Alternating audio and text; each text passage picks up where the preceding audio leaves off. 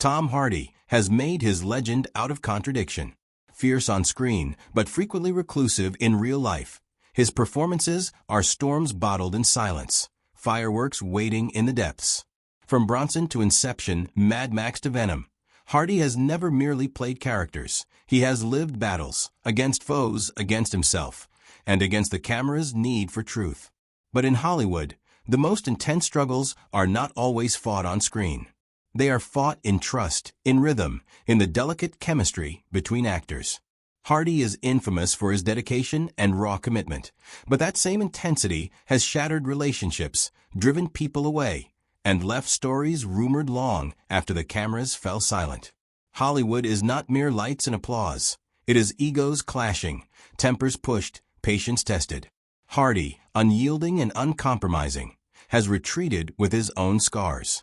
He has admired many, but some he remembers with poison. 7 actors Tom Hardy finally admitted he disliked most, and why their names continue to appear in his history. Number 1. Shia LaBeouf. When Tom Hardy and Shia LaBeouf fought on the set of Lawless, it wasn't just a disagreement, it was a fistfight. The acrimony between the two became so legendary that even the director later conceded it became part of the film's folklore. Hardy, famously method-driven and disciplined, considered Shia's mercurial behavior to be a threat to the shoot. What was initially an artistic disagreement soon descended into physical mayhem. Hardy would later make light of it in interviews, but the subtext was unmistakable. Trust had been violated, and the memory lingered. The legend entered Hollywood lore. There was rumor that LaBeouf once punched Hardy so hard he knocked him out. Hardy shrugged it off, describing Shia as a bad boy, but a good kid. But beneath the humor, there was tension. Director John Hillcoat confirmed that there had indeed been a fight, with the set being electric, volatile, and hard to control.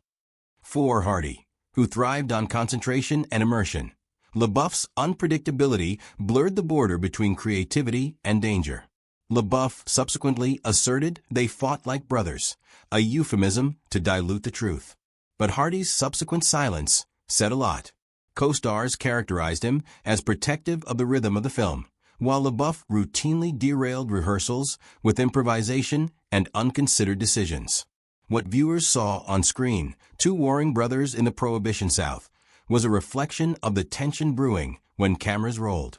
Ultimately, their battle wasn't about bruises. It was trust.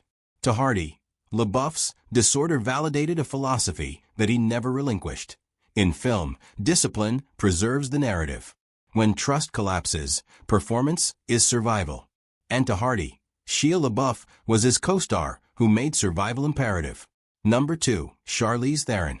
The production of Mad Max, Fury Road was recalled as cinematic greatness, but behind the desert tempests, Hardy and Charlize Theron hardly exchanged words.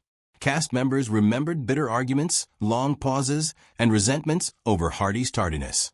Theron, meticulous and punctual, insisted on professionalism. Hardy, lost in character, insisted on space. Both were intractable. Subsequently, Theron acknowledged the experience was trying, while Hardy acknowledged he was not himself. The film prevailed in the conflict, but the actors never attempted a reunion. The set itself was a trial.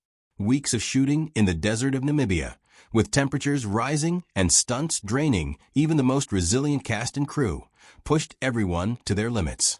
George Miller's vision required discipline, but Hardy frequently lapsed into his process, showing up late, staying quiet, and occasionally testing the patience of the crew. Theron, on the other hand, showed up sharp, alert, and ready to perform. That contrast soon evolved into resentment. She subsequently admitted, "We did not trust each other." Hardy years later conceded to being overcome by the enormity of the film and the burden of playing Max's mantle. Back then, however, his actions were an ongoing sore point. Crew members went so far as to sit mediators between the two principals to keep the production out of chaos. The irony is poignant. Their very feud fed directly into the film's genius. Max and Furiosa's uncomfortable partnership, their suspicion and later respect, reflected the actual distance between Hardy and Theron. fans were treated to sparks on screen, without knowing the embers glowed just as fiercely off it. But when filming finished, there were no discussions of collaboration, no reunion. For Hardy and Theron, Fury Road was success and breakage, a work of art created in joint defiance. Number 3. Leonardo DiCaprio. On The Revenant, Hardy and Leonardo DiCaprio delivered performances chiseled out of agony.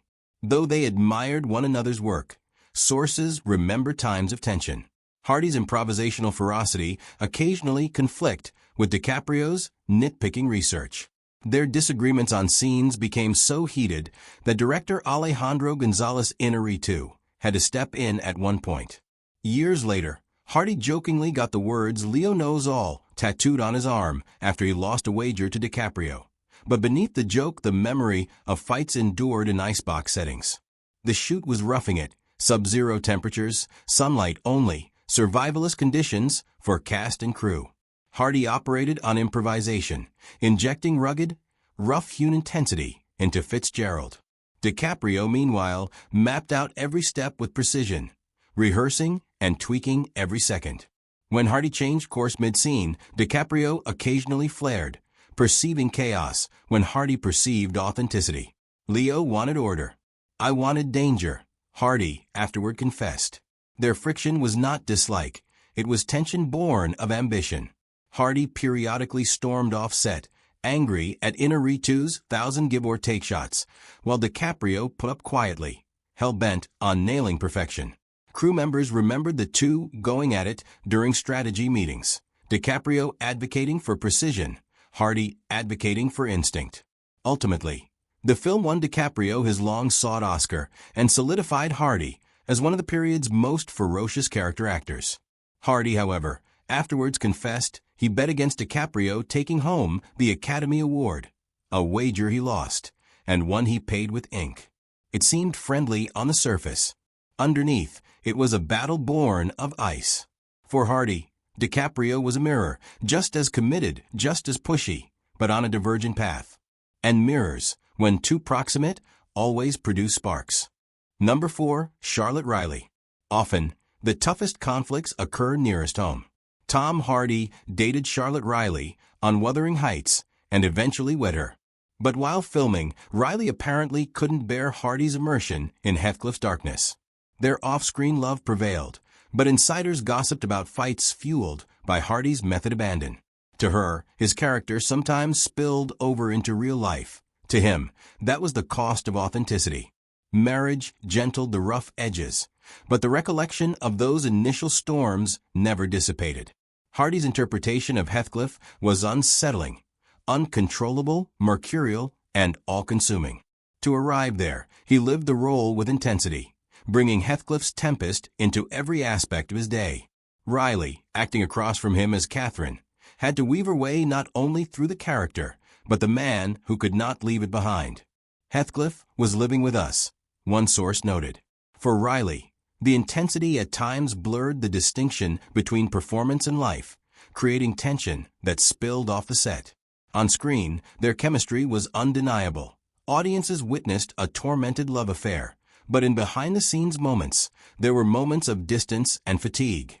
Riley tired of Hardy's inability to distinguish between character and life, and Hardy himself eventually admitted that his process sometimes asked too much of those around him. To him, it was sacrifice. To her, it was smothering. As time passed, their marriage settled into a stabilizing influence in Hardy's life, but those initial storms became a part of their common past, a reminder that the same intensity that fueled his career could also strain the ties closest to him. For Hardy, Riley was not merely a co-star. She was the one who survived Heathcliff and decided to remain. Number 5. Idris Elba. When Hardy and Idris Elba appeared in the same frame together in Rock'n'Rolla, sparks flew, and not every one of them was invited. Both men exuded presence. Both insisted on dominion in a scene. Elba's charm posed a threat to overshadow Hardy's subtle work that he cherished. For Elba, the intensity of Hardy too often veered into overcomplication. The tension never broke out into public spats, but those who observed them rehearsing saw the tension, a conflict between two actors, who would not give an inch. Guy Ritchie's Rock'n'Rolla was a crime caper based on bravado, but what was happening off-screen was more a silent competition. Hardy, still establishing himself in Hollywood, worked each role with obsessive research. Elba, himself a burgeoning star at the time, depended on innate authority and charisma. Idris could command a room without effort, one crew member observed. Their contrasting styles clashed when scenes required equilibrium. One actor digging deep for detail, the other asserting control through mere presence. Although the tension never reached the point of hostility, crew members recalled rehearsals thick with underlying strain. Hardy fine-tuned lines, looking for subtlety, while Elba exuded effortless command. For Hardy, the test was being seen without sacrificing spectacle. For Elba, it was withstanding the force of Hardy's intensity. What they created on screen was crisp, textured chemistry. Tension served the movie well, imbuing their collaboration with an edge audiences could sense even if they didn't know the backstory. But behind the scenes, Hardy seldom spoke of Elba in subsequent interviews, a quiet that seemed significant. For Hardy, Idris Elba was more than an actor opposite him. He was a presence competition, a reminder that in film, power is not always the result of struggle. Sometimes, it walks in and commands attention. Number 6. Mel Gibson. When Tom Hardy appeared in Mad Max, Fury Road, comparisons to Mel Gibson, the original Mad Max, were unavoidable. But Hardy is said to have chafed at Gibson's shadow. Gibson himself was first resistant to Hardy filling the role, and sources indicate Hardy felt burdened with being measured up to an icon who had reservations. Hardy once confessed he had an honest trouble with carrying the mantle, admitting that the task left him insecure and overwrought. Although Gibson eventually extended support, the initial tension provided Hardy with scant affection for the man whose legacy he had stepped into. The Mad Max franchise was hallowed territory. Gibson's work in the original trilogy set the bar for the gritty, post-apocalyptic anti-hero. For Hardy, getting into those boots involved not just taking on a role, but inheriting a legend. Fans continuously made comparisons, and rumors swirled that Gibson had quietly doubted Hardy would be able to channel Max's taciturnity and rage. That doubt was an onerous burden. Hardy subsequently conceded he had been overpowered by expectation, claiming the role left him baffled and insecure throughout filming. His dark intensity on set frequently fell out with Charlize Theron, but behind that tension was Gibson's legacy hanging over him. When Gibson finally gave Fury Road his stamp of approval, Hardy took it graciously, but the initial reservations persisted.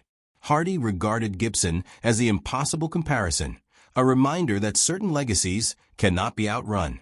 The admiration of Gibson's work was present, but the darkness that it cast created fear, not love. Ultimately, Fury Road was Hardy's victory, but it was achieved not through an embrace of Gibson's heritage, but through one denied, showing that his Mad Max was forged from scars entirely his own. Number 7. Joel Edgerton. In filming Warrior, Tom Hardy and Joel Edgerton gave performances that came across as raw and realistic. Two dissimilar brothers crashing into each other both in and out of the ring. But insiders remember that the relationship was not always cordial. Hardy's intense immersion into character tended to result in volatility, while Edgerton, disciplined and technically accurate, favored structure. Sometimes Hardy's ferocity frustrated Edgerton, especially when it came to fight choreography that required cooperation and mutual trust. One of the crew members characterized their on-set dynamic as real tension because it was real. While the movie received acclaim for its raw energy, Hardy allegedly departed with something more than just bruises. He took with him memories of creative tension that blurred into personal dislike. The fight choreography required discipline. Each punch needed to appear vicious and not actually hurt. But Hardy, frequently pushing his performances toward risky realism, occasionally went beyond Edgerton's expectations. For Edgerton, that unpredictability undermined trust. For Hardy, restraint watered down truth. Their confrontations, while professional in intent, produced an undertow of competition that resonated through the movie's plot. Director Gavin O'Connor fostered their differences, thinking the actual tension would serve to increase authenticity, and he was correct. Warrior is still a raw sketch of broken family bonds, but at a price in the form of actual tension between its leads. Hardy took his method with him into every scene, insisting on total immersion. Edgerton, precise and controlled, grounded the movie's realism. Together, they created something unforgettable, but their collaboration was a whirlwind. Both actors publicly complimented the project after it was filmed, but their roads scarcely crossed again. The ensuing silence implied distance. For Hardy, Edgerton was a reminder that even mutual success leaves its own scars. A production so potent it required sacrifice, yet too combustible to replicate. Their tale stands as testament that some film successes are conceived not from concordance, but discord that never fully mends. In Hollywood, drama marks a place much deeper than front pages.